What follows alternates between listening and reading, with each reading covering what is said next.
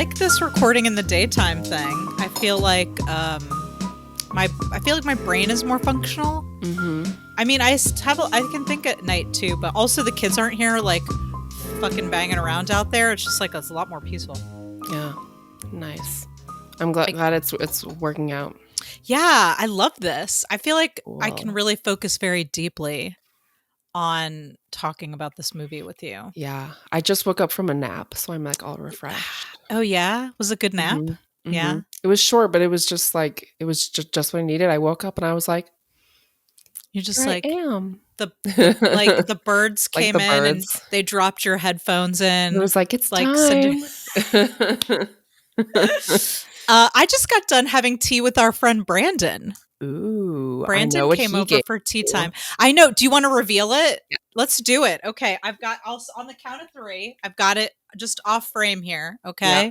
1, 2, 3. Oh my God. Yours is a different colored background. Yeah, he said that yours would be like a coral. Oh, it's so pretty. And it's okay. like different halves as well. Oh my God, you're right. They're like, it's like we have a friendship necklace. Oh my God, Sarah. So listeners, for those of you guys who, of course, we do have the video of this up on YouTube, but if you're listening to the podcast version, if you may remember from last week, we were talking about our friend Brandon, who makes these like, I'm going to put this over here because I feel like I'm not even on the microphone. Brandon, our friend, makes these like paper arts, like shadow box things, and he made both Sarah and I these it's half of Andy's face and half of Adam's face, With and a it's goatee. so cute. Yeah, he gave Yes. him a goatee, and he gave Andy glasses and this cute little mop of curls, and so it's like a silhouette of their half of their face like put together. And he wrote the Adam and Andy podcast in these like in these paper letters, and Sarah's has a purple background and mine has a coral background, and it's so cute. Like I wanted to cry when I saw it. It's I'm going to hang this up in my office. Yeah. I might bring it down and put it in the background every time we record, but it just like, and I didn't realize this, but I guess so Sarah's, our halves are reversed. It's actually not true because mine, like as you can see, is the way I have my Zoom configured. Like yours reads Adam and Andy. Same. Mine is backwards. Got it. Same here. I just prefer to watch myself reversed. I feel like when my face looks like I guess it normally does, it's very upsetting for me. So I mirror my Zoom. Yeah. So they're the same, but still, oh my God, I'm so in love with this, Sarah. It's just so pretty. I can't believe he did that for us. Yeah, it was hard to keep it from you because I know, because I'm a real shit, and I didn't get he made that for us for Christmas, and I just now got the chance to hang out with him, and we had a tea time today, and which was lovely. He brought these tiny little cakes. And I know it was great, and he brought me my my little shadow box, and now we can show everybody. Nice, I love it. So let's give out his. Can you look up his thing? It's real a quick? boy bird, so it's. Let me just make sure that it's spelled because he is taking commissions. So if anybody has, and it's not like he can make all kinds of stuff. Like he has a website. You can see some of the other stuff he's made, but they're so cute and whimsical. They're very whimsical. So his Instagram page is _a boy and his bird. _ boy and his bird on Instagram. So go check it out. He also has a website, which I'm sure is linked to www.aboyandhisbird.com. So check out our friend Brandon. He just like very sweetly made us these shadow boxes. So I'll put a picture of them for those of you guys that are listening. I'll put a picture of it up on Twitter and I guess maybe in our Instagram story so that you guys can see. Yeah, I could even share this on the social medias because I was like, Nicole can't see it. It's the reveal. Thank you because like it was like when I he wrapped it up in this, gift bag, and when I pulled it out, I was just like, holy Did you scream? I almost cried. I was like, this is so sweet and classy. It's classy. It is classy. Classier than us. Definitely absolutely classier than us. I also, so besides Brandon, I also wanted to I wanted to shout out the sweatshirt that I'm wearing right now, Sarah. And that last duel, House of Gucci, all 2021 Adam Driver films. Yes. So here's what I love about Twitter: making new friends. There is a artist on Twitter. I'm going to give you their handle right now. It's at Stitch Craft. So STITCHCRVFT. And I'm just minding my own business. Sometime last November, scrolling through Twitter, and I see this awesome shirt, and it basically, it's like illustrated like little movie tickets and stars, and each of the movie tickets is a different movie that Adam was in last year, and you can get it on a sweater, and so I Very did. comfy. It's super comfy. I wear it all over the house, and it makes me happy because I think about all the movies you and I saw. We saw together last year. Yeah. After not seeing movies in a theater for a long time, I think other than Dune, which we also saw together, I think these were the really the only movies that you and I went to see were Adam movies. So yeah, it reminds me of going to the movies with you, which makes me so happy. That's sweet. Yeah, and I just really love the shirt, and so I just wanted to show it off, and also, yeah, it looks really cute. Yeah, and they've got a lot of other really cool stuff besides this. So go check them out on Twitter. So again, that's at Stitchcraft, STITCHCRVFT,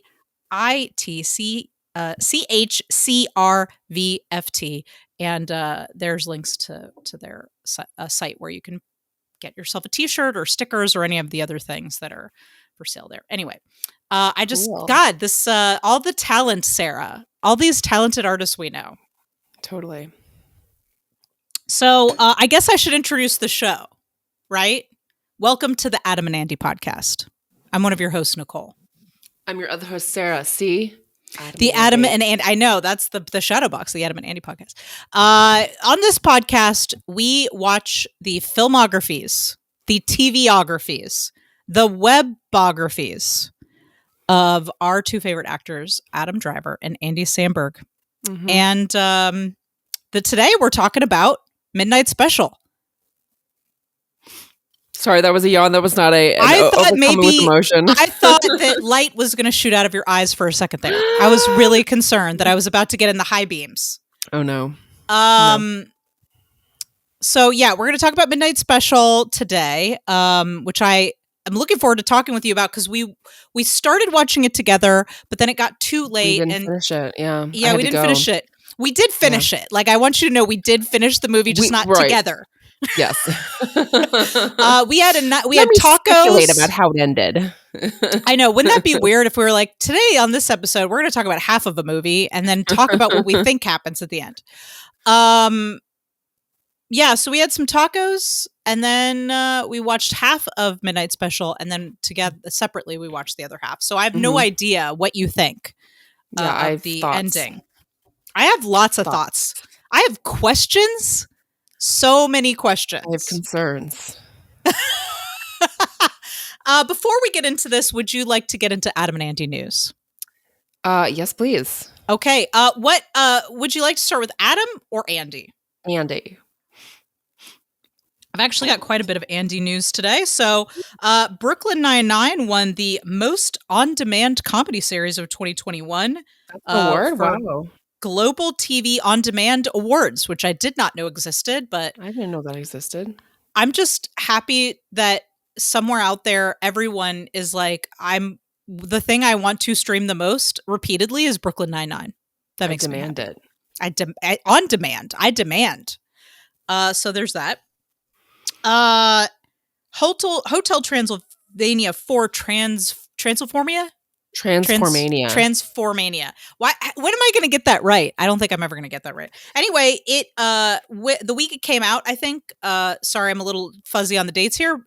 I believe it was number 1 on Amazon Prime as the most streamed movie in America. Really? Yes, Andy came out. They made a video where they made him bust out his bamboo background that he has for every Zoom call, and he was like, "Hey, thanks for watching the movie. I hear that we're number 1 in America."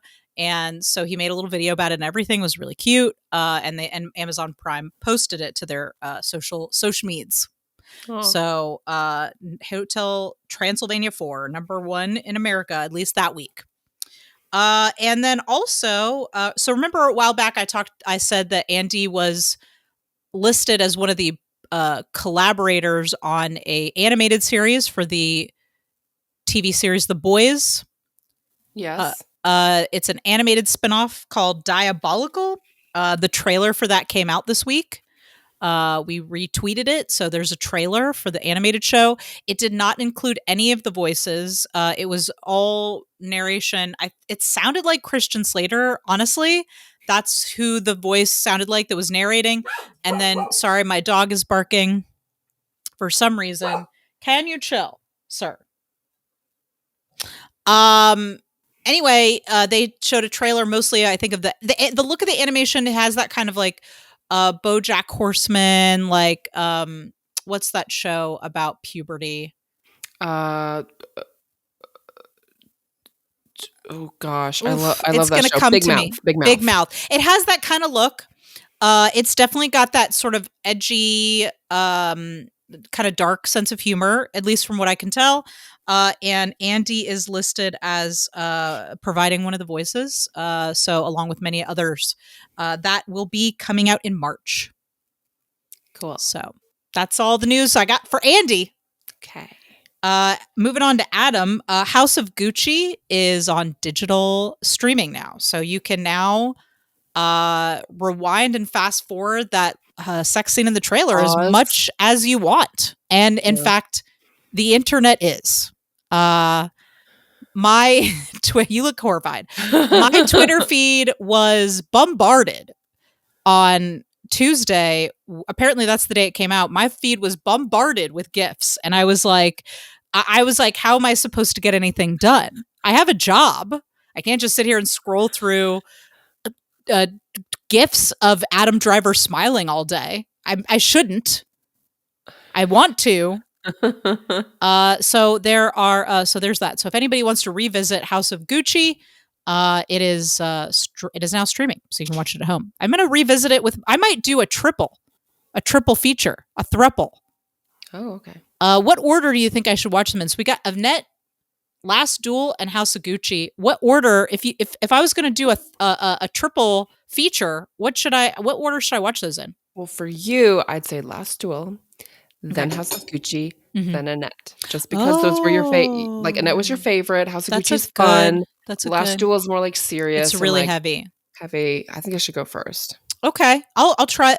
That's the Sarah order. I thought I was actually thinking maybe because House of Gucci is the least heavy. I was thinking maybe Last Duel. Put a Annette sandwich in there, like put the Annette maybe is the meat of the rewatch. So you've got Last Duel, Annette, and then maybe House of Gucci, followed up at the end with House of Gucci. Okay, that's what I'm thinking. Sense. Maybe I'll do. Yeah. I'll let you know, listeners, how that goes. But that's a big commitment. That's like at least 7 to 8 hours of. That's a 7 to 8 hour affair that we're talking about here. How many hours of Adam's face, though? Maybe good question. 5 hours of his face. 4 I'm hours? sure somebody has calculated this on Twitter. Tweeted us at AdamAndyPod. How many hours of footage, if you calculate Adam's screen time between the 3 films, how many hours of that is Adam screen time between the 3 films? Somebody's calculated that, I'm sure. So House of Gucci is on digital. I'm gonna butcher the pronunciation of this, but the French, basically, again, I hate to be American centric about this, but the best way that I can describe the importance of this to an American is that the Caesar, the French Oscars, okay, they came out with their nominations. Annette was nominated for 11 awards, including Best Actor for Adam Driver. Nice. Well, they appreciate him at least. Right? Someone has taste. The BAFTAs came out as well today. They nominated Lady Gaga, but Adam Driver did not get a nomination from the BAFTAs for any of the movies that he was in this year.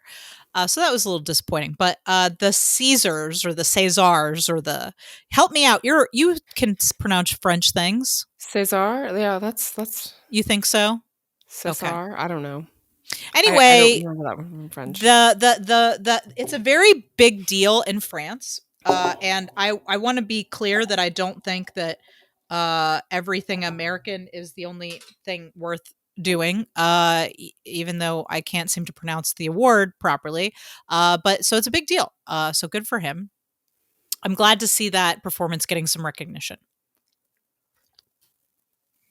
And that's all the Adam and Andy news that I've got. Nice. All right. Are you ready to talk about Midnight Special? Yes. Is there anywhere you want to start? So Midnight Special 2016, written and directed by Jeff Nichols. Mm-hmm. Starring Adam Driver. Well, not starring. Supported by Adam Driver. Starring Michael Shannon, Kristen Dunst, and What's the guy's name? Joel Egerton or Eggleton or yeah. Egerton, and the kid from Knives Out.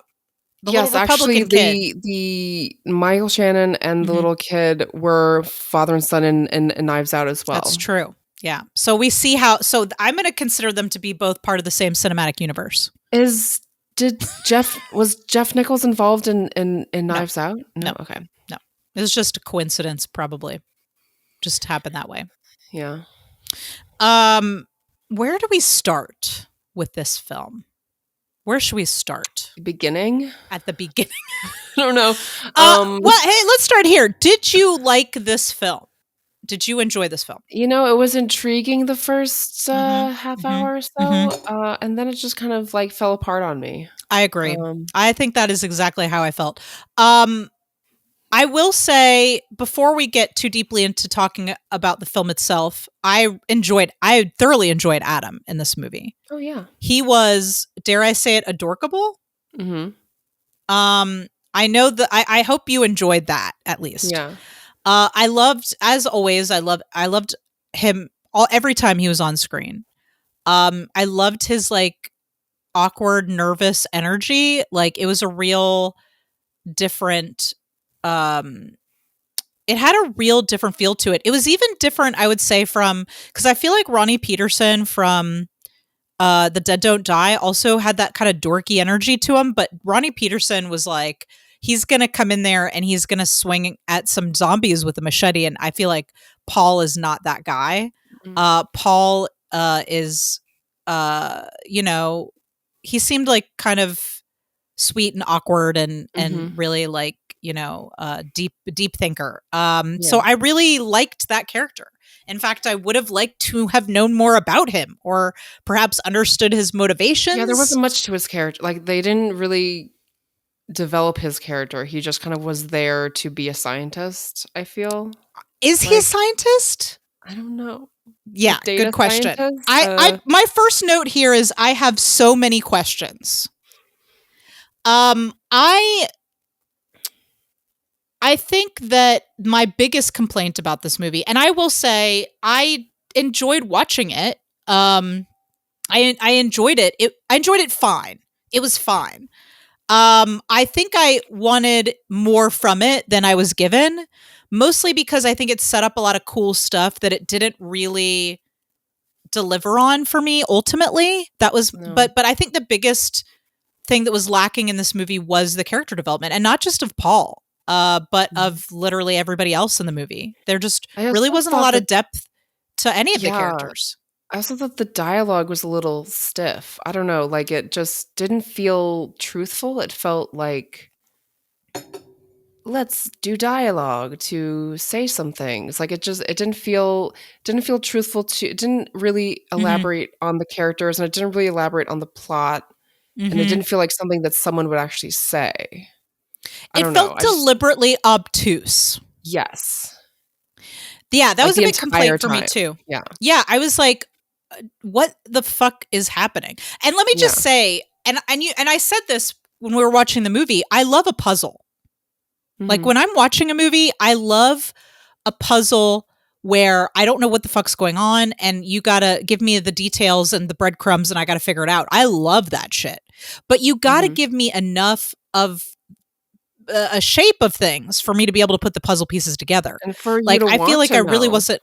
Yes. I feel like I wasn't ultimately given all the information I needed to piece together the story, but Mhm. mostly I think it was the characters. It was the big thing for me. Um so let's get right into it. So my answer is to that question, I enjoyed watching it. My complaint is I feel like the movie was all vibes and no Mhm. substance. That was Yeah. kind of my Yeah. complaint. Yeah, I would agree. Um so let's start with the characters. Or do you have something you want to start with or a scene or Well just for overall, I think, what I thought, so I thought that it relied on tropes and, like, yes. kind of like sci-fi tropes and kind of Yes. like As I don't know, shorthand. it just didn't feel like a real thing, and it felt like, "Ooh, there's a kid who's wise Mhm. in a Mhm. creepy way," and, "Ooh, the government is out to get you," and, like, I don't know, like I'm just laughing about you saying the kid's wise because at the end, when the kid was being super wise, Chris and I, my husband and I were looking at each other. My husband, Chris, who's never listened to this podcast and will never listen and to any never will. podcast that we've ever done in the last 6 years, going on 7 years. Anyway, we were watching this movie together, and when they were in the cave and the kid was being super wise, Chris and I just looked at each other and we were like, "We have 3 kids. None of them have that level of wisdom." Chris was like, "Oh yeah, no. When he turns to the kid and the kid starts saying all these like really deep things, like if it was our kid would be like, I just farted." Like that would Well, be what the kid would say. Charlotte is the most wise out of your kids, I think. Sure, but She's she the most. channels all of her intelligence into snark. That's true.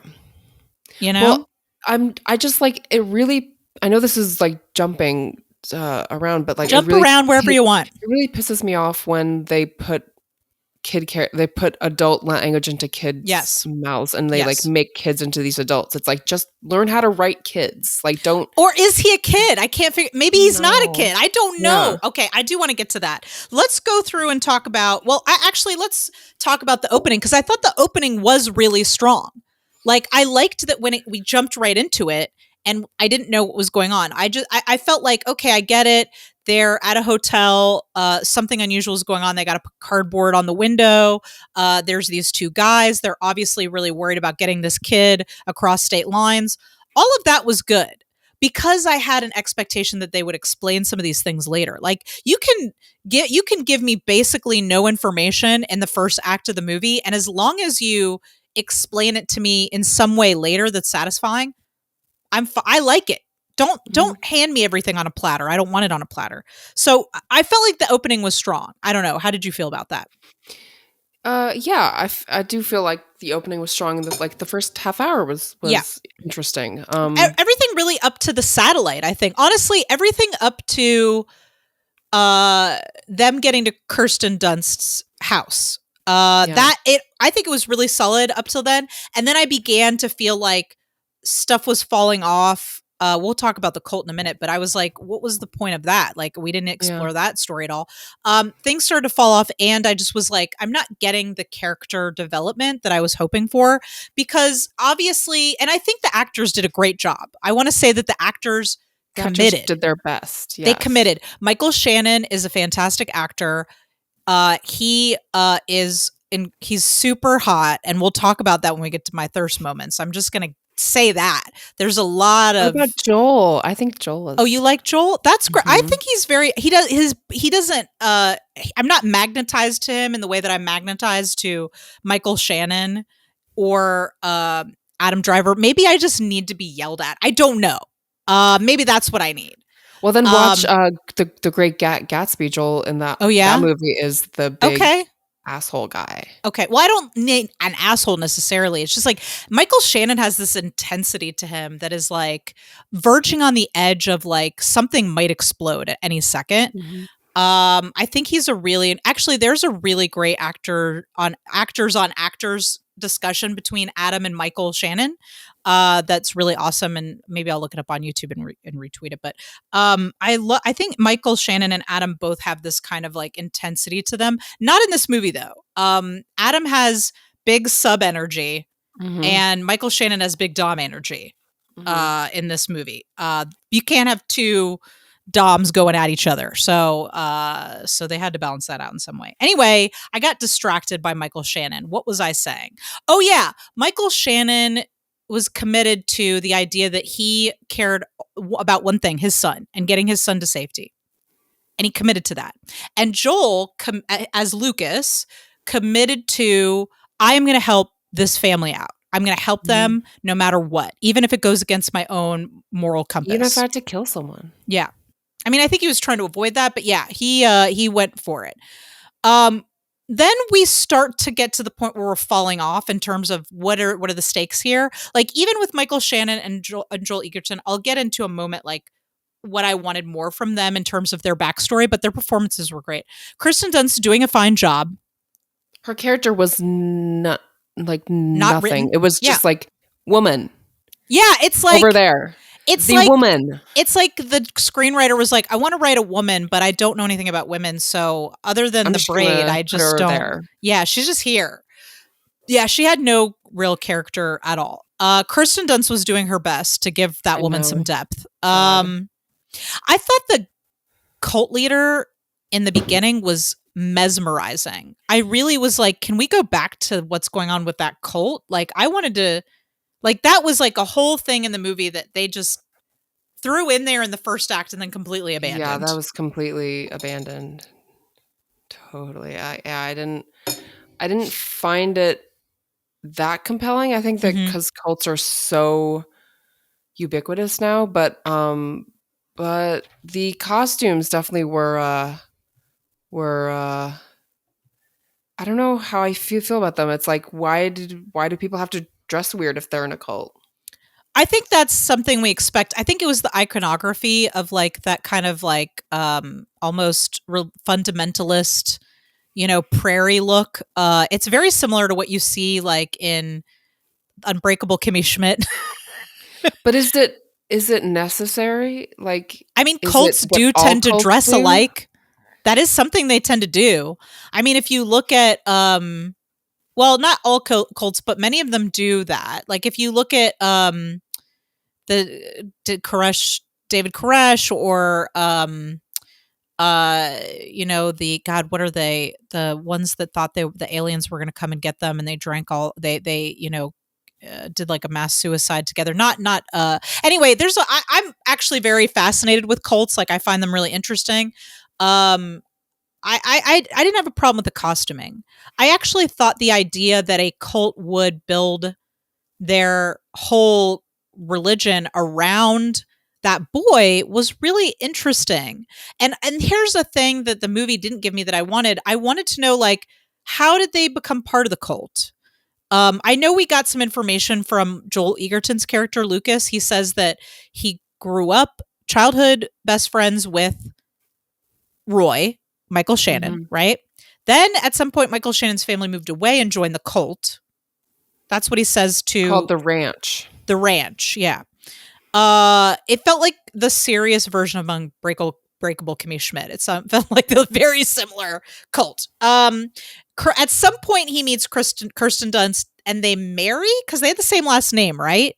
But they had her last name. No, I thought she had his last name. Well, we met her mom, and her mom had the same last name. Really? Yeah, because when he came in when that guy came and knocked on the mom's door, he was like, "Are you blah blah blah Tomlin or no?" She said, "Are you?"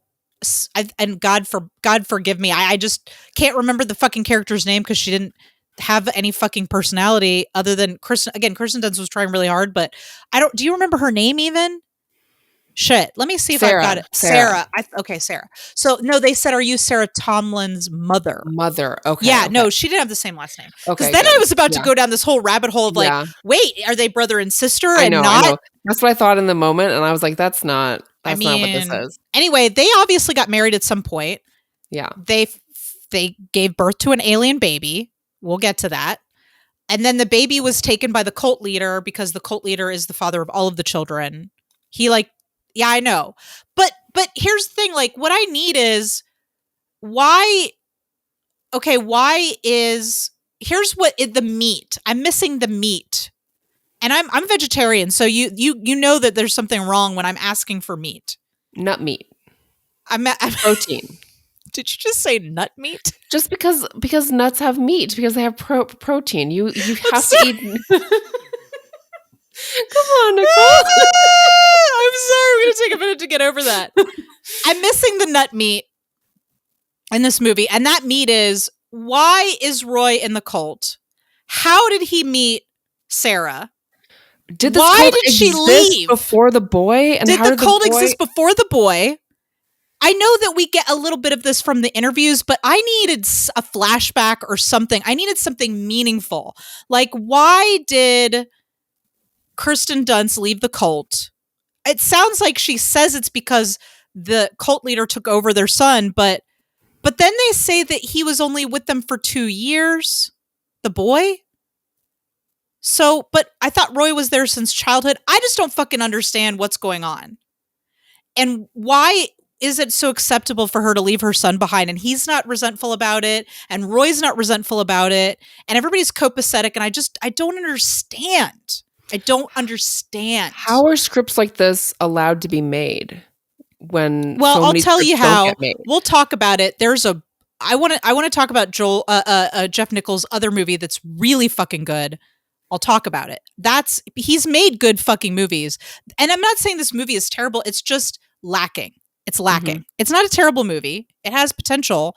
It's just, I have some writing notes. That's all. So but they spent $18 million on a movie. Did he? They spent $18 million? Well, I mean, there's a lot of effects and stars in it. It's like, yeah. Like to say like an $18 million movie has potential. It's like, that's not fair. Like, it's not fair to us because we have movies we want to make. Give me $18 million. I'll make you a goddamn sci-fi movie that'll blow your nut meat off. Give me $18 million. Okay, so here's what I wanted more. I wanted to know more about the cult. I wanted to know, why are they trying so hard to get him back? Obviously, they said that he's their salvation, but I feel like this is like a thread they completely dropped. You know? I cared about that almost more than the FBI. Like the FBI chase was like a big part of it.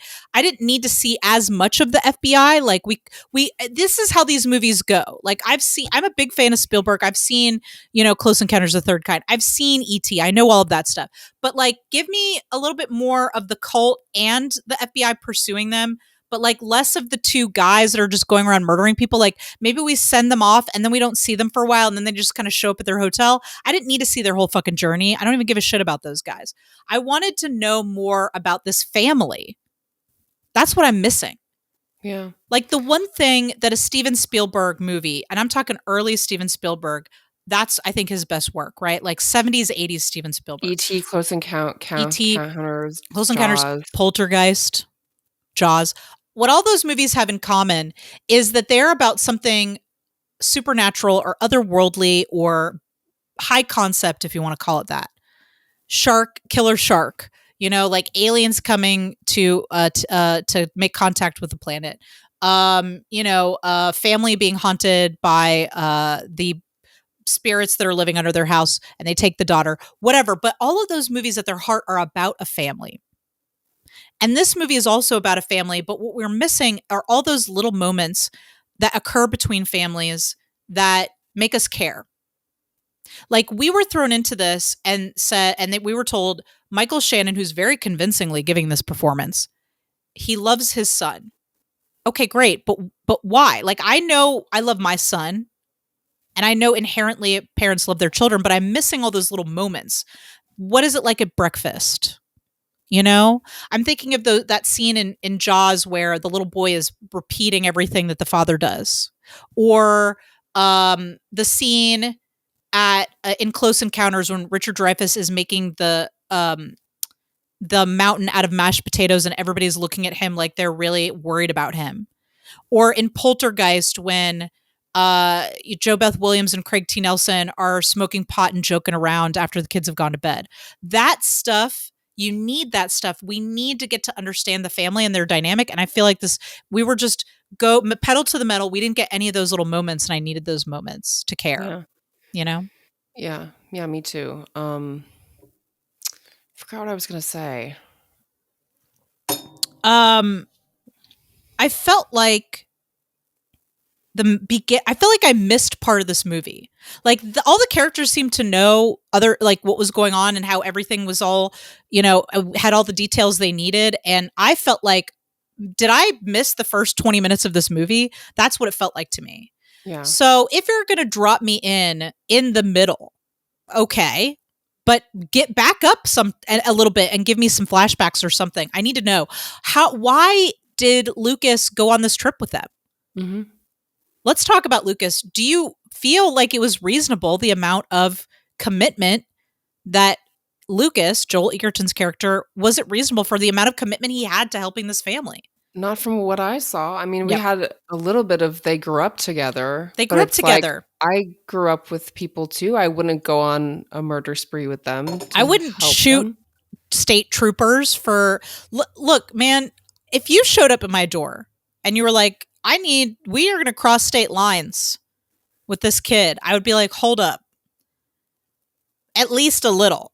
If Yeah. somebody came to me from my childhood that I hadn't seen, I would be like, listen, wow, seems like you're in a big jam. I'm sorry, but I can't help you, bro. You know what I mean? Like, I thought they were brothers. Me too. So I'm going to give the writer a note here. If they had been brothers, I would have bought it. Like, if they had been brothers, let me give you a scenario that I feel like would have been meaningful. Joel Egerton and Michael Shannon are brothers. They grew up together. They had a real close relationship. Michael Shannon falls in with this cult. Maybe he meets Kirsten Dunst's character, falls in love with her. This is how a lot of these cult people get into these cults. They meet people, they fall into this group, and then that group feels like a belonging that they've never had. And then they completely shirk their old identity, and their family is devastated because they've lost their family member to the cult. Mm-hmm. Imagine that Michael Shannon completely cut off from his family, and Lucas has spent most of his adult life devastated that he's lost his brother, right? Then his brother shows up at his doorstep with a nephew he's never met and is like, I need your help. That's fucking interesting. Mm-hmm. That gave me chills, Sarah, just talking about it. I don't know how you feel about that, but that's what I feel like was missing. Yeah, I thought they were brothers too, and then when he said that they were friends, I was like, yeah, I don't get it. Like that, the level of danger that Lucas is putting himself in, and again, Joel Egerton, and he's also a cop, and he's a cop. I mean, maybe he's a cop, and he's like, you want me to drive really fast and shoot at people? I mean, that's what I do. That's in my nature. Okay, sure. But give me a little something more than that. Like, what is his motivation for helping them? I just don't feel like it was strong enough to me. You know? Yeah. To put himself in harm's way the way that he did. Mm-hmm. Let's talk about Alton. Yeah. This kid. They put him in harm's way, which was very upsetting, but they also imbue him, like we said, with the intelligence and the wisdom of most adults. Like, not most, I'm sorry. More wisdom than most adults is what I meant to say. Yeah, he was one of those wise children. And if you're trying to tell me that he's actually like an adult trapped in a child's body, like, give me something like that. Because that kid was far too, like, mature for an 8-year-old. It was weird and didn't make sense to me. It was very weird. It also just, like, that's done so often that I'm tired of it. Mm-hmm. Like, let him be vulnerable and confused about what's going on. Like, I don't know what's happening to me, and it's scary. Yeah. I'm scared. You know, like, that'd be way more interesting if he was like this kid that was like a real kid and was afraid of his abilities. Like, oh my gosh, that would have been so much more interesting. I think so too. I want to talk a little bit about some questions I had that I don't feel like were answered satisfactorily to me about Alton. So Alton, again, I've already said this, but Alton's place in the cult, I really needed to know more about that. But also, like, so the things that we find out about Alton, he needs to sleep with headphones on.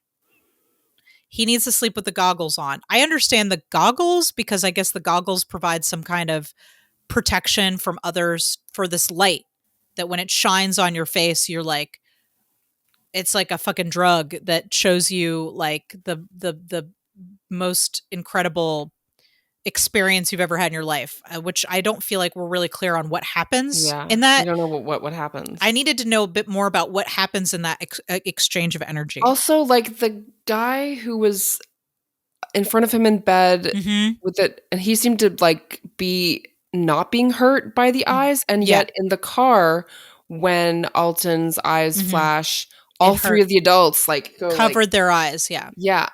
Yeah, I didn't quite understand the logistics of the eye powers.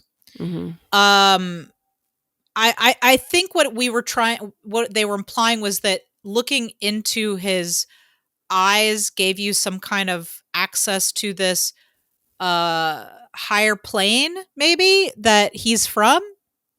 I want to get into that as well, but so I'm gonna just come from at this from the place that I am as a human being watching this movie. I felt like Alton was his behavior and his quirks were coded like a neurodiverse individual. Someone who gets sensory overload, and Mhm. other people don't understand him, and he is viewed as other, and he says strange things and does strange things.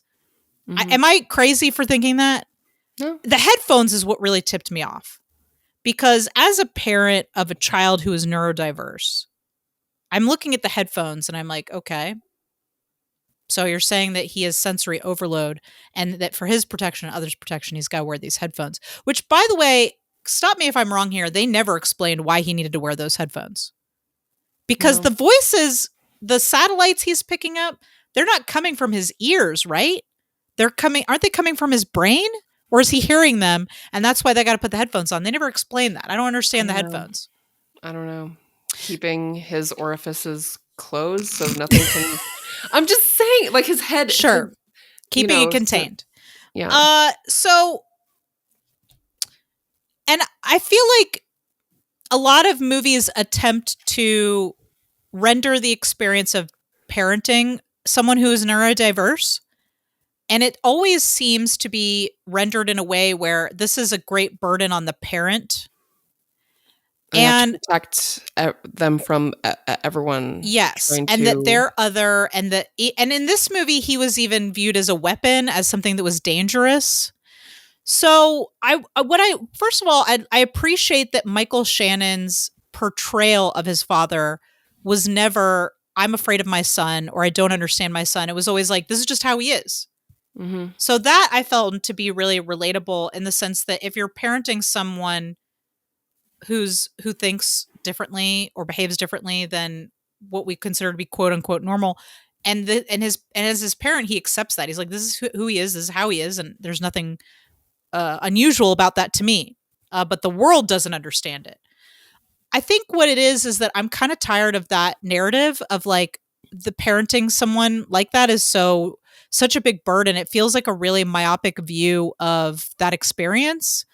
And what I'd like to see more of is, this is a challenge only because the world refuses to adapt to this person. The world says you have to adapt to us, not we have to make accommodations for you.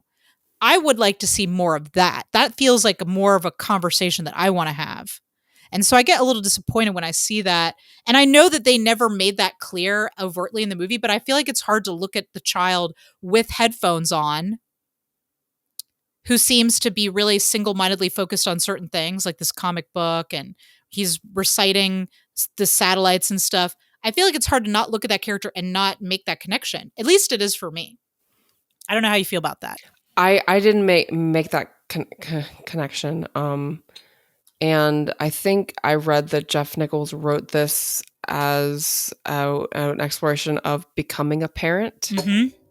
Mhm. Um, it didn't say how old his kids were at the time Mhm. that he wrote it, Mhm.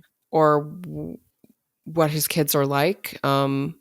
It's possible that it could be commenting on that. It's possible, also believable, that he had no idea and just was like, this is a sci-fi Sure. element that is, it's just really hard for me to look at all those boxes that are being checked and not see that.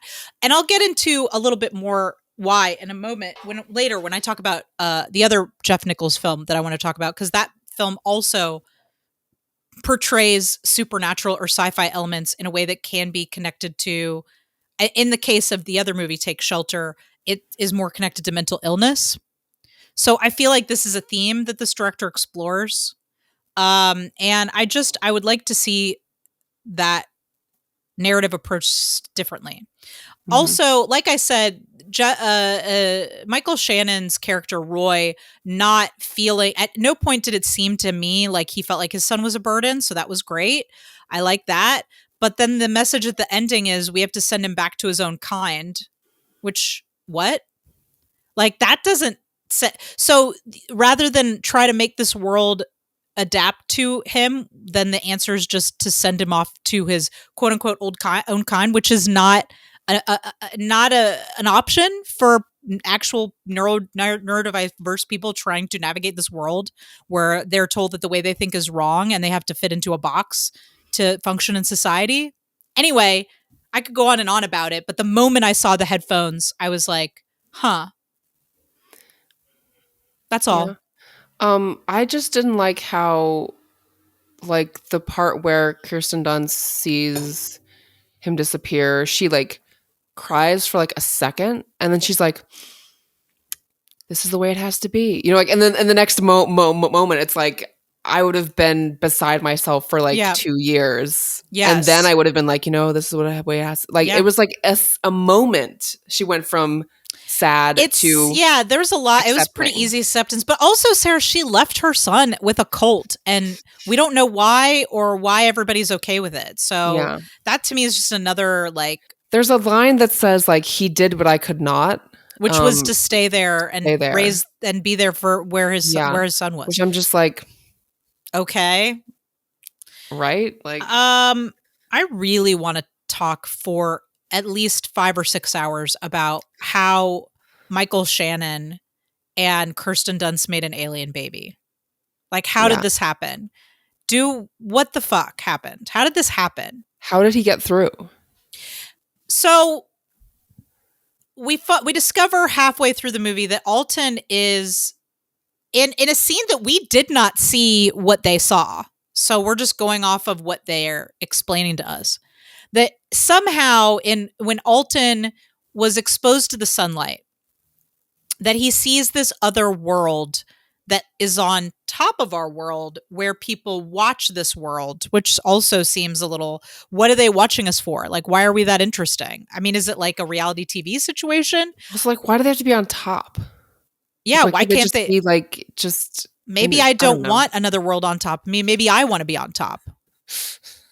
Anyway, sorry, couldn't help myself there. So we find out he's not part of this dimension, shall we say? Mm-hmm. So if Alton is not part of this dimension, then how did Kirsten Dunst and Michael Shannon biologically produce a child that was not of this dimension? It doesn't make sense. It doesn't make fucking sense. No one questions it. They're just like, it happens sometimes. Sometimes. My second question is, when she gave birth to him, did light shoot out of her vagina? The answer to that is yes. Okay. So that was a deleted scene we didn't get to see. Mm-hmm. The nurse was the first. That's how the ranch came about. Mm-hmm. A high beam just shot straight out of her cooch, right into the doctor's face. And that's how the ranch was born. I think it existed before. Yeah. Because I think it did, but like, how did he, I don't know. I don't even care. Like, like there were enough questions that I just like don't care. I'm just like, you didn't succeed in what you were trying to do. And let me give the writer another note. If we had discovered that he is not their biological child, but a child that they were raising because so let me tie in some things here. So in the car, Alton is reading a Superman comic, Mhm. right? He's asking about kryptonite. So there's a lot of tie-ins to Alton and Superman. Superman doesn't belong here. He's a god amongst humans. He gets his power from the sun. He gets his power from the sun. Why in God's name did we not have some kind of dialogue that indicates, and it could have easily happened when Kirsten Dunst is talking to Michael Shannon in the hotel and she says he has to go back where he belongs. That's just something we're going to have to accept.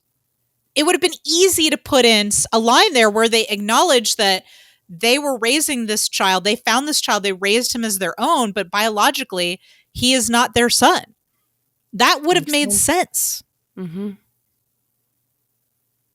And in some ways, I feel like would have, if you had all that other setup with where we got to know the family a little bit more, I feel like there's something really deep about that this family, came together because they found a child who needed someone, and they committed to being his parents no matter what. Like that's a really strong choice to me.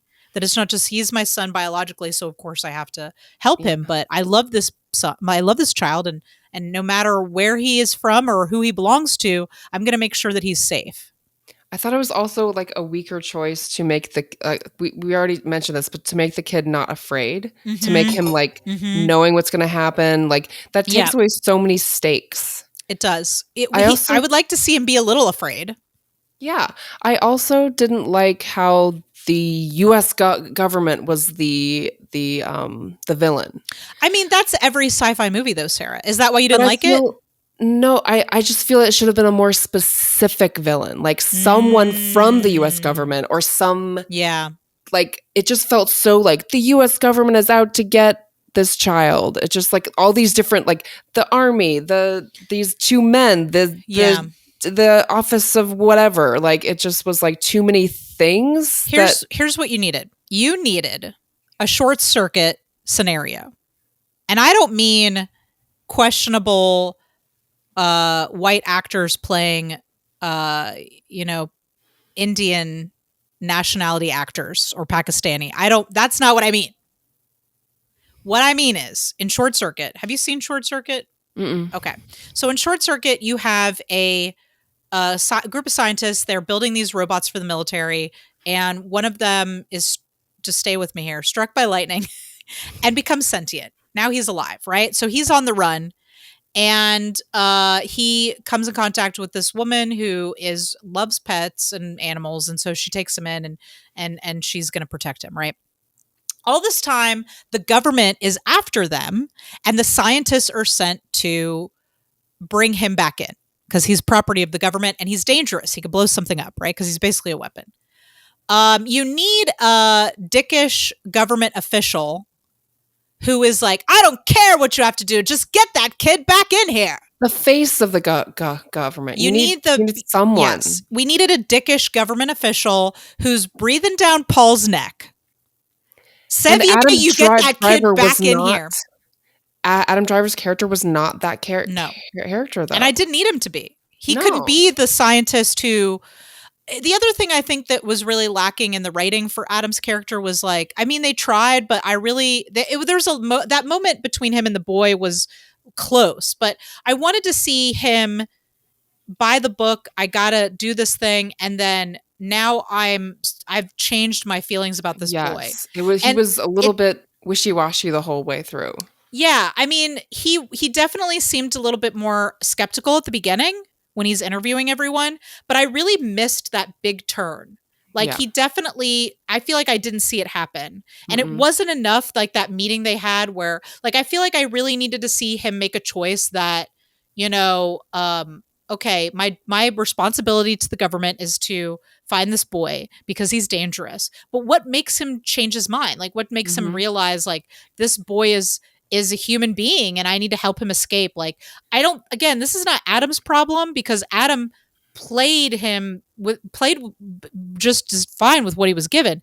I just feel like in the writing they didn't give him that moment. Yeah, and what were those characters' stakes? Yeah. Like, what did he have to lose if he save Right. the boy? What did he have to gain if he didn't? Nothing apparently, because he didn't even get fired for springing the kid from the government facility. He just No. like ended up right back at work. Mm-hmm. That real loose handcuff story seemed to work. Yeah. Let's talk about Paul a bit. So Paul is a what? A scientist? We are told about 3/4 of the way through the movie that he's an analyst.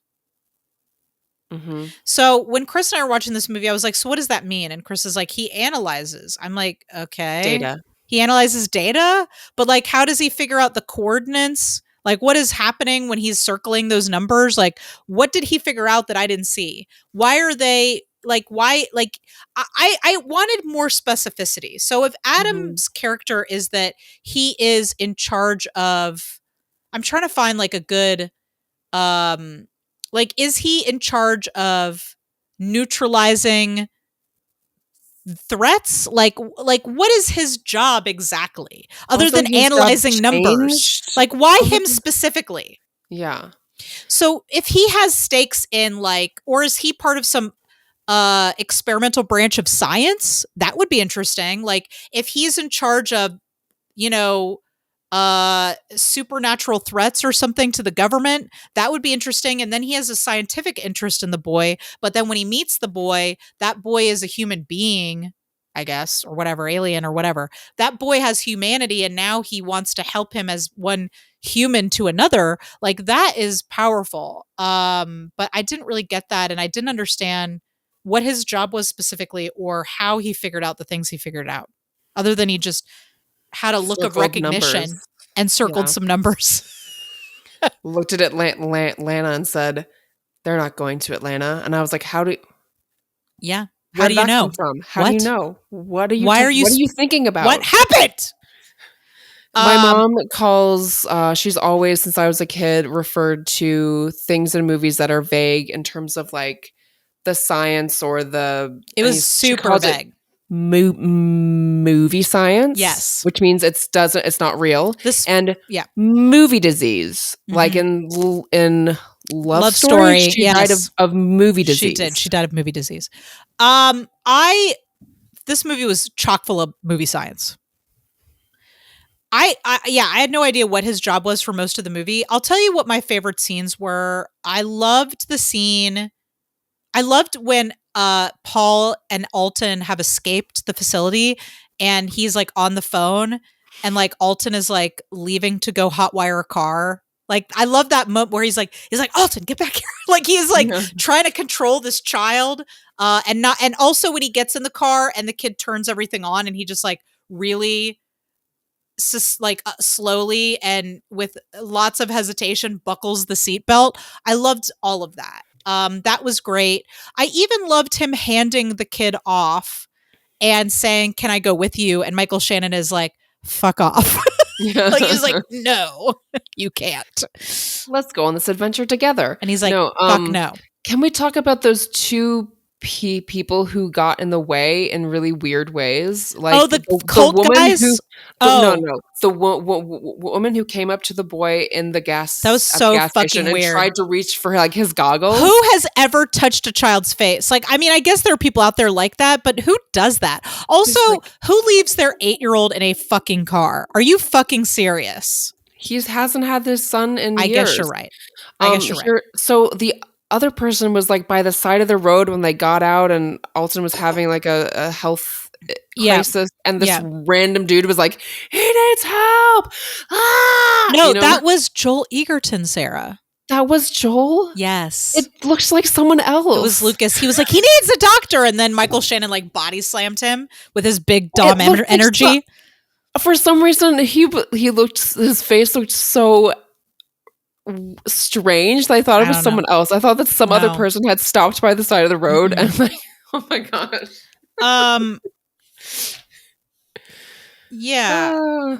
How do we feel about Alien Nirvana?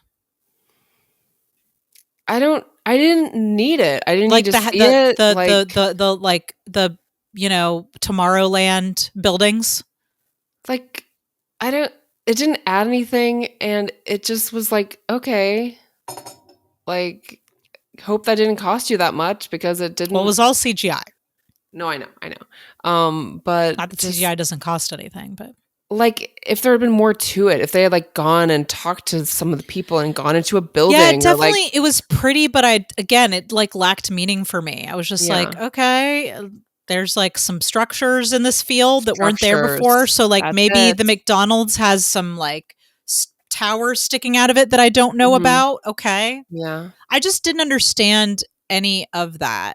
Or what the balls of light were, or like, I mean, are they, I Are guess they they're people? sentient. Um, They looked like the outlines of people or beings, like they were coming to greet him. like That's what they why looked like. I think they were trying like it was unnecessary to Mhm. like why is this world on top of the other world? Like why not just have a fucking spaceship fucking land in the Mhm. field and take the kid back to the planet he's from? If Yeah. you make me care enough about the characters, then I'm fine with it being that story. Mhm. Um anyway, I don't know. I just it was so again it was lack what I think there were, let me say there were moments I loved. So I feel like I've been dogging this movie, but there were moments I loved. I already said I loved the scene with Paul and Alton when they're like getting in the car and all that stuff. I actually really loved Paul looking very awkward and dorky in the helicopter. There was something about that whole interaction with like Paul and the guy in the helicopter that really amused me. I loved the scene where even though I thought these characters were kind of pointless, the guys from the cult that were agents of some kind that were sent to get the boy, the scene Mhm. where they go to the hotel and they're like garbage tying everybody to the furniture to get the boy, that was a great scene, I I thought. thought you would hate that. Oh my No, god, I I thought it was hated that great. scene. Why did you hate Hated it? it I thought because it it was finally had some violent. stakes. It had some there was like stakes going on, and I just thought I thought that scene was well done. I just thought it was violent and Okay. upsetting, and, like, the imagery of a child being taken away Mhm. in, with a bag over his head with blood on it, and, It like, was upsetting, but that it wasn't was his blood. That was the upsetting. blood I of the know, I guy know. who got shot. Um Yeah, it But then was stakes, but it it just felt like it felt like scenes were missing. Like I yeah, needed to see them get pulled over and the boy be taken by the army guys. Like I needed to yeah, see that, I feel like. yeah. So I really loved that scene. I loved the scene. I loved all the stuff. Again, like the first like half hour, like the first act of the movie was pretty good. I really enjoyed all of that. I loved when the satellites coming down Mhm. at the gas station. Very cinematic. Loved that. I loved even though the whole second universe overlay didn't work for me, I loved um Roy and Lucas driving through the barricade and like taking the cops on a wild goose chase and the car wrecking and them just like that moment where they're like, okay, he got out and we did good. Like we did what we needed to do, and they were just like in the car checking in with each other to see if the other one was okay. I feel like it would have had a lot more meaning if they were brothers, but whatever. At that point they had been on a journey together at least. That I thought was really great. I liked that part a lot. I'm trying to think if there's anything else that really stood out to me. I think those were like my the best moments for me from the movie. I don't know if you had anything else to add to Yeah, I that. don't think I had anything else. I just was kind of like It was I a was little not in I just it was had a little meh. issues. Yeah, Yeah. it was a little meh. Yeah. It set up a lot, but then didn't like fulfill promises to me. I feel like. Mhm. Yeah. I will say I can't believe that Roy didn't say "I love you" to his son. Like, what the fuck? When the kid is looking at him and they're like, I understand not everything needs to be said out loud, but in that case, it did. Mhm. Just say "I love you." Just say it. Men don't say I I know love that's why I you to didn't Cole. like that. In I Chris too. know. I Chris was hate like really pissed off about that. He's like, why doesn't it just say "I love you"? Like, why? Um, and then the last thing I wanted to say was again, I don't like to I hate to harp on this, but like I felt like when Kirsten Dunst cuts her braid off, like that's supposed to mean something to me. but because I don't really know what went on at the cult or why she was there, or why she left, it just felt like, okay, she's cutting her braid off because she has to dye her hair. But like, Who cares? yeah, I I just didn't also, care. if you're gonna do that, get rid of the poof. Like take out the braid. Get rid of the poof. Like The do poof the whole is thing and don't just cut off the end. yeah, the poof is really what really It designates what you. cements everyone to What get you together. that's how it makes you look like a Duggar is that poof.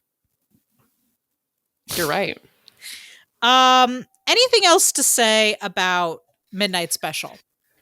Feels like we've given this has been a script analysis and a Yeah. script critique. Yes. It's I basically mean, all about the script and not yeah. about the acting or the technical No, I stuff. think it was executed technically just fine. I think that the actors were great. I just think that the writing was not, it was full of holes. Mhm. And just lacked character development. Now, Yeah. before we go, I did want to say that there is another. So while I was watching this, I was like, "Shit!" I was like, "This reminds me of another Michael Shannon movie that I really love called Take Shelter." Take Shelter is a great fucking movie, which also happens to be directed and written by Jeff Nichols. Take Shelter, in Take Shelter, Michael Shannon plays a guy who, and it's a small rural town. He keeps having these visions of like destruction. Like there's like a tsunami or a tornado. It's a tornado now that I think about it. It's a tornado that is going to destroy the whole town and kill everyone and kill his family. And he's like having these visions, hallucinations of it. And he starts building a shelter, a bomb shelter. And everyone in town thinks he's fucking crazy, including eventually his wife starts to be really worried about him as well. That movie had the supernatural elements, and also the thing that I thought was really excellent about it was that you're like it because it was existing in a real world. You're like, is he crazy? Like, does he have schizophrenia? Is he experiencing a mental health crisis? Or is this real? Like, and it Mhm. felt, when I got to the end, I was like, it could go either way. Like, he could either be mentally, having a mental health crisis and need help, or he could be predicting a tragedy. Like, it could go either way. How did it Um, end? I'm not going to tell you. Watch the fucking movie. It's really good, Sarah. It's so good. And Michael Shannon is so good in it. And I think Jessica Chastain is in it as well. She Okay. plays his wife. That movie felt the movie was great, but also I think it's great because the relationships are really strong and well written in a way that they're not in this movie. Like the Okay. relationship between him and his wife is so, and also his conflicts between him and the rest of the town, where they're like, what is wrong with you? Like, why are you acting like this? Like, all of this is written and rendered really beautifully. And so the supernatural elements of the story are supported by all this great character development. And I feel like that's what was just really lacking for me in this film. When was Take Shelter made? I want to say it was like 2011, 2012. It was It was before. before Yeah, it was this. before Midnight Special. So, yeah, 2011. So he didn't That's interesting. I would hate that if like I made a great film and then the next film or a film like 10 years later was like worse than that film. But I mean, that's the ebbs and flows of creativity. Like, not everything is going to be like a knock it out of the park situation. I just think that this movie felt like it needed a couple more drafts before they shot it. Yeah. Whereas Take Shelter feels like a really tight, well written movie. So anyway, Take Shelter. So Sarah, lastly, would you recommend this film to a fan of Adam Driver's work?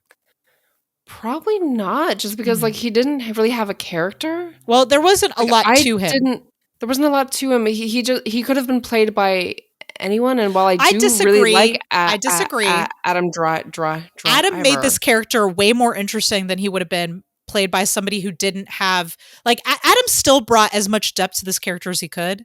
Like Adam still gave him, like, I think on the page Paul is very boring and vanilla.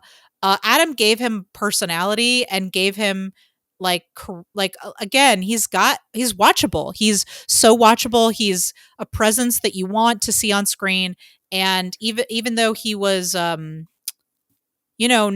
he wasn't intense or anything, but he gave him as much dimension as he could. And I do think that in a lesser actor's hands, this character would have been completely forgettable to me. Anyway, sorry. I totally interrupted you Yeah. and No, steamrolled right over you. I just think he was forgettable.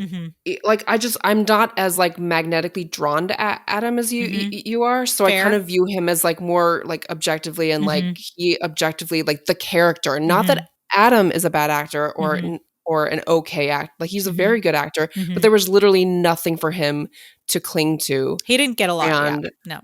so I would say if you're a fan, watch all of his films because you will like Yeah. all of his Yeah. films, or you'll like him in all of his films. But for someone who's like more of like a casual fan, like it's That's skippable fair. for me. Yeah, there also is, like, not a lot of him in the movie because he's Yeah, not, he's like, a not main in it that character, but much. he's just not a Yeah. main character. Yeah. I think that,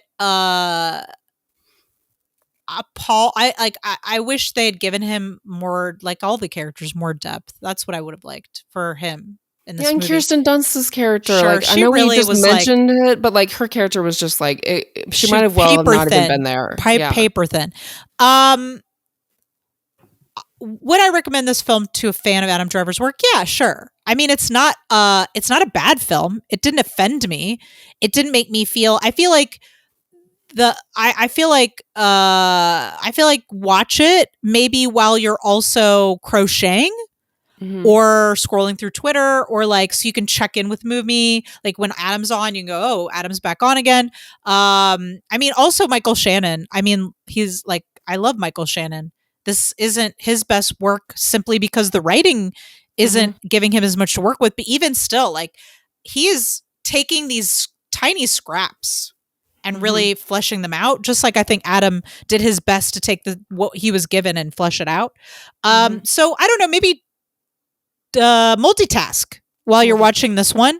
Mhm. But watch it. Why not? I mean, Paul is a sweet, adorable character. And I'll get to all my thirst in a minute, but yeah, sure, watch it. But maybe this isn't one that I am going to revisit. Probably, I think what I would probably do would be watch all of Paul's scenes on YouTube because somebody has cut them together. I know that for a fact. I'd watch all of Paul's scenes on YouTube and then I would go watch Take Shelter, which is actually a much better movie. Mhm. Okay. That's what I would do. Sounds like a plan. That's good. Um okay, shall we get to our moments of thirst? Sure. Do you have any moments of thirst today? So my thirsty moments were mostly about Joel. Okay, fair. Um, Sure. Why not? I don't know, I just Equal think opportunity thirst. So the state trooper really did it for you.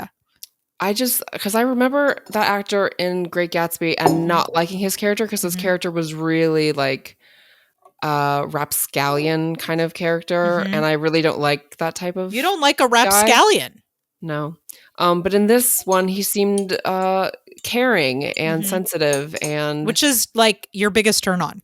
yeah, so I just thought and plus he even looked cuter in that Mhm. character than Yeah. he did in Great Gatsby. Okay. So, yeah. So you found In yourself drawn to terms him. for Adam, I just didn't like the glasses. I thought the You didn't like glasses the were glasses? I was into the no. glasses. I was into it. In fact, I've got that written down as one of my moments of thirst. I think he That's so just looks funny. really good in those glasses. I just don't like the style of the Oh, you didn't glasses, like the and style. yeah, I didn't like the style of the glasses. Not that he looks bad in glasses, but just Mhm. that I didn't like the style of the glasses as Mhm. someone who's recently, like, gotten into, like, So you're really glasses in I styles. know you got a whole fucking case of glasses. I know, You've I got know. them for every different outfit. Yeah. But let's see, I did like his kind of, like, softness and his kind of a little bit dorkiness, Mhm. and he wasn't it's like his personality wasn't big in No. this movie, like, he definitely didn't have a big personality, Mhm. even the dorkiness was not, like, Mhm. big dorky Mhm. energy, it was just, like, Mhm. mild. Mhm. I still found it pleasant, It was although pleasant I dorkiness. was kind of, like, what I was confused about what he felt, not because of him, but just because of the writing, like, I don't know, Mhm. it just, like, wasn't You're right. It clear was unclear what were what the was going through his stakes. head. Yeah, Yeah. yeah. Other than just like he's been told to do this. He's thinking hard. Why is he so yeah. Yeah. Why does he care about Yeah. finding this boy other than he's been told to do it? I don't know. Yeah, Yeah. it's like, and what happens to him if he doesn't find the boy, or what happens to him? I know that they talked about things like, oh, this satellite was designed to protect us from nuclear war. And I get that, but it's just like, what are his emotional stakes? Yeah. Not the plot stakes. Like, what emotionally for him, what's at stake if he doesn't find this boy, and what makes him decide that it's worth it to risk his entire career to protect this boy? I just I needed have a that. And moment it of wasn't Adam, it horror. was the writing. I had a moment of horror at the writing of his character when he told the kid, "I think you're a weapon." He didn't Just say imagine. no, he didn't say I think you're a weapon. You misheard that. He said they think you're a weapon. He said they? He said Oh, they. He said they think you're a weapon. okay. Yeah. Cuz that would change it a lot. Yeah, I was like, "How dare you?" No, he said they think you're a weapon. Okay. Yeah. All right. Anything else? That's it. Those are all good. Okay, I'm going to start with Adam because he's our boy. Argyle sweaters. I loved all his Walmart bargain base, like all his JC Penney sweaters. They weren't Walmart sweaters; they were more like JC Penney sweaters. I was into it. I love the glasses. And I'm just generally going to call this dork porn. That's what this is for me. Like I'm going to say it again. I am horny for nerds. Mm-hmm. I love a nerd. And so I feel like even though I may not revisit this whole movie, if I'm feeling like I need to, quench my nerd fetish, I'm going to go to YouTube and watch all of Paul's scenes because I really felt like he was exuding that like awkward, sweet, pleasant dork energy. And then lastly, the mouth thing. He was doing the mouth thing a lot in this movie, where he kind of like chews on his lip a bit or whatever. Really? Yes. Oh yeah. I think again, I told you, Sarah, I've watched this footage of this man so much in the last 2 years. When he's thinking about something, he always does the mouth thing. And I think because Paul was thinking so hard this whole movie, it's just like he kept doing that mouth thing over and over again, and I just love it. I think it's so cute. That's all my Adam. I also I've Michael Shannon. There was some Michael Shannon thirst for me in here as well. I think there that scene where he's like in his long johns and she's like patching him up. I don't know. There's something about like when men are being patched up. There's just something in that for me. I don't know. And then just his general big dick energy. Like he just exuded like the big dick energy that Adam always has in these movies. Like Michael Shannon was just like radiating just like big dick energy this whole movie. Mm-hmm. Maybe I will watch this again sometime, but I'll probably like do something else while I watch it in the background. Yeah. I don't know. I didn't dislike this movie. I just wanted more from it. I wanted it to fulfill all the promises that it didn't, but maybe just for the thirst, I'll come back. I might just come back for the thirst. And I encourage you, when you do come back for the thirst, to pay closer attention to Joel. Okay. All right. Fair. I will. Have a little bit more curiosity about Joel. I will. Look into his eyes. I think of him as Owen Lars from Star Wars. Like I think of him as Luke's uncle, which is fine. I'm not saying I can't thirst after Luke's uncle. I'm just saying like that's how I think about him. Maybe that's it. I don't know. Okay. Okay. Watch The Great Gatsby and get back to me. All right, I'll watch The Great Gatsby and get back to you. I'll do that. And I'll watch Take Shelter and get back to you. Please watch Take Shelter, Sarah. It's so good. I would watch it with you. We could watch it together. I would love to watch it again. It was so good. Sure. I really enjoyed Take Shelter. And listeners, if you haven't seen Take Shelter, it's an excellent movie. No Adam Driver in it, unfortunately. That is my one complaint. But I think he was probably still either still at Juilliard or perhaps still doing the theater at the time. So he hadn't made it to Hollywood yet. As you would imagine, I'm normally up for pretty much anything in the bedroom, but I can't tell if what happened was weird or sexy. All right. Are you ready for some trivia? Do we have some trivia? Yeah. Trivia. Here we go. So I'm on the edge of my seat. This is just something I found interesting. Oh. Kirsten Dunst wore no makeup in this movie. Okay. They didn't even put on like powder or anything. Well, good for her. I feel Mhm. like that is a director's way of being like, let's make this woman look haggard. And it's like, why can't women just like, women are beautiful with She or without didn't makeup. She didn't. No, haggard, no. she didn't. No. So there doesn't appear to be any obvious reason why the film is titled Midnight We didn't Special. talk about that, but that was driving me fucking crazy. Why is this movie called Midnight Special? Why? Why?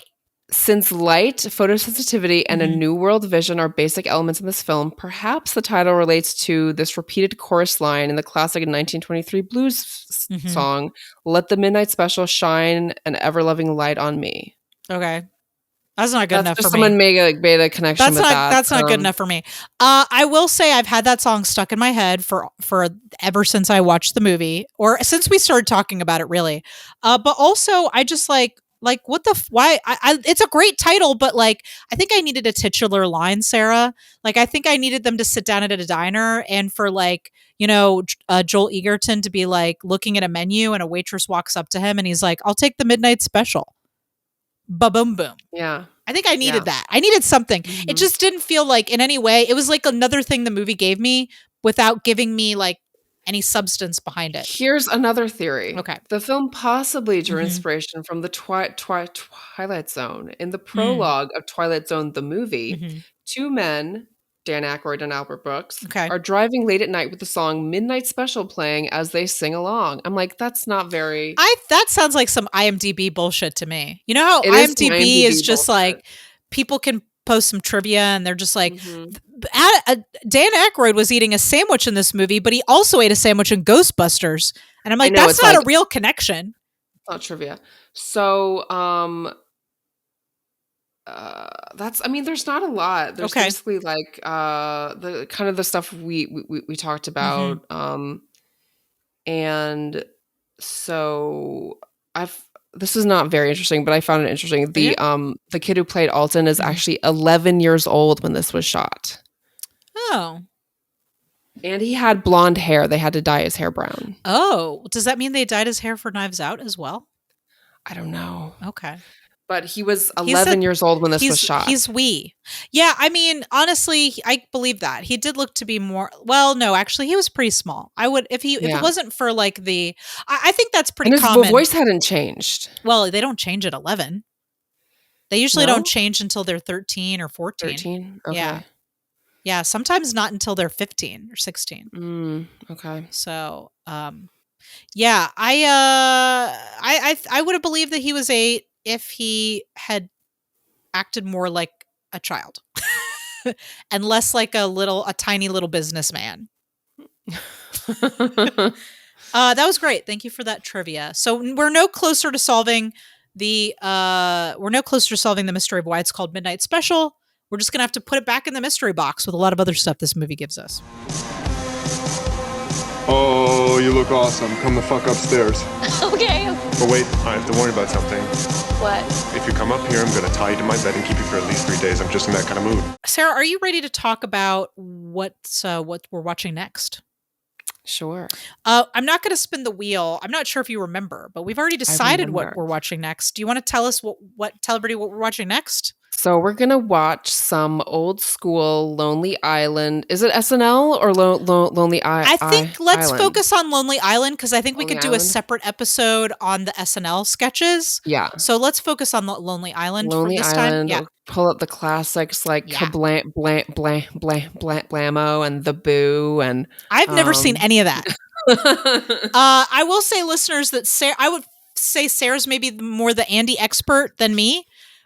I think I'm definitely more of the Adam expert amongst us. Although I've watched a lot more Brooklyn Nine-Nine than you have. I think that you definitely have like more like of a connection to Andy's career in your life than I do. So I am looking. Sarah's going to make us an appetizer plate of Lonely Island material, and we're gonna I hope watch it's it. still out there, at least in the Wayback Machine. I'm sure you'll find it. I mean, they've got a Lonely Island channel on YouTube, so you might be able to find some stuff there. But yeah, just put together whatever you can, and we'll watch some stuff. And I don't know, take a little trip back and look at some of Andy's early work, which I'm looking forward to. I think it's going to be pretty fun. Yeah. And that's going to be kind of our palate cleanser before we go back into our Brooklyn Nine-Nine watch, which we left off at season one. So we're going to be going all the way. So I'm sad that Brooklyn Nine-Nine is over, but it's not really over for us because we're going all the way back to season one, picking up where we left off, and we're going to continue our rewatch. It's not over for you either. It's not over for you, listeners.